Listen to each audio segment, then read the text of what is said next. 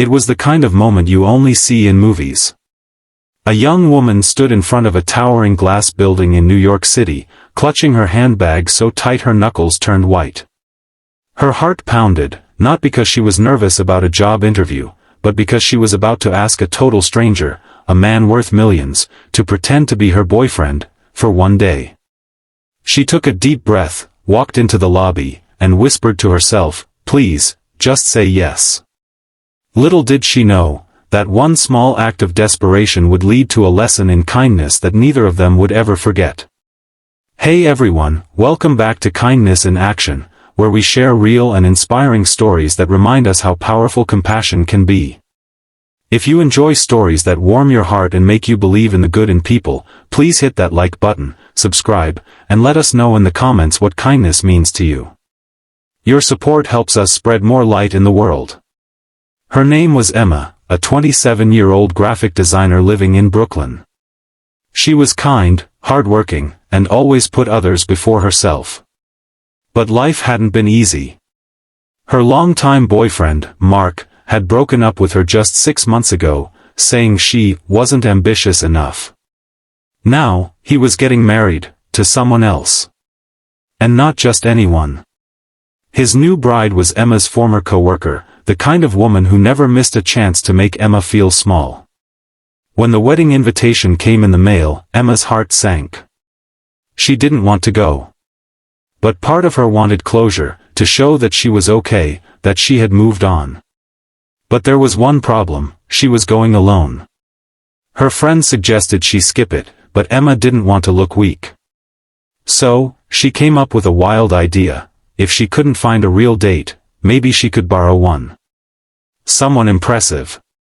Someone who would make Mark regret ever letting her go. The next day, Emma found herself standing outside the corporate tower of Logan Hayes, the youngest self-made CEO in New York. She had seen his story on a magazine cover once, how he turned a small startup into a tech empire. But that wasn't why she was there. She worked as a freelance designer, and by pure luck, she had done a few small projects for his company. She remembered how polite he'd been in emails, professional but kind. That was enough for her to take a chance. When she finally got past the front desk and stood before him in his sleek office, she nearly lost her nerve. Logan looked exactly like he did in the photos, sharp suit, confident smile, the kind of presence that filled the room. "Miss Carter, what can I do for you?" he asked, setting aside his tablet. Emma swallowed hard. "This is going to sound crazy," she began, her voice trembling. "But I need a favor. A big one." Logan raised an eyebrow but didn't interrupt. "My ex is getting married this weekend," she continued, "and I need someone to pretend to be my date. Just for one day. I know it's ridiculous, but..." Before she could finish, Logan surprised her by chuckling softly. "You want me to pretend to be your boyfriend?" Emma blushed. "I know it's asking too much." "Forget it, this was stupid." "Wait," Logan said, his tone gentle now. "You helped our company when we were in a bind last year. You didn't even charge extra when we missed the deadline. That was kind of you. So maybe it's time I return the favor." Emma blinked, stunned. "You'd really do it?" He smiled. "For one day, Miss Carter, I can play the part." When Saturday came, Emma could barely recognize herself. She wore a soft blue dress, her hair styled perfectly. But what made her glow was not the makeup, it was the quiet confidence that came from having someone by her side who believed in her. Logan arrived right on time in a sleek black car. He opened the door for her, saying, "Ready to make your ex a little jealous?" She laughed nervously. "Just promise you'll stay close."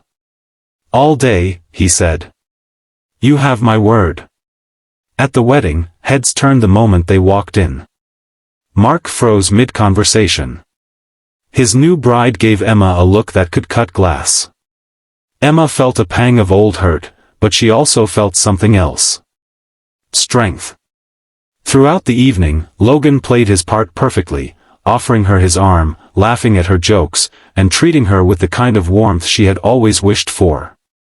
But what touched Emma most wasn't how he impressed others, it was how he made her feel seen. At one point, while the music played softly, Logan leaned over and said, "You don't owe anyone proof of your worth, Emma. You were always enough." Those words hit her harder than any compliment ever had. Later that night, after the cake was cut and the guests began to leave, Emma stood under the fairy lights outside, breathing in the cool air. "Thank you," she said quietly. "You didn't have to do any of this." Logan smiled. Kindness doesn't need a reason. Sometimes, it's just what the world needs more of. She looked at him then, not as a billionaire or a favor, but as a reminder that good people still existed. They parted ways that night with a hug. No promises, no grand gestures. Just gratitude. Emma never expected to see Logan again. But one morning, her phone rang. It was his assistant. He wanted her to lead the new design for his company's charity project. When she arrived at his office, Logan greeted her with that same warm smile.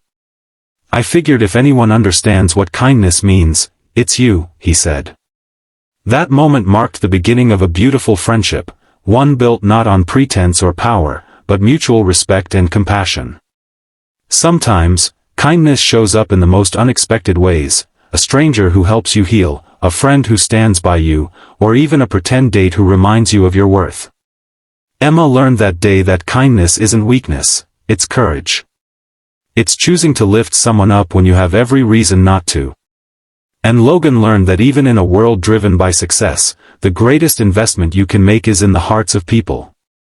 So wherever you are, remember, every small act of kindness has the power to change someone's life, even if just for one day. Thank you for watching Kindness in Action. If this story touched your heart, please like, subscribe, and share it with someone who might need a reminder that kindness still matters.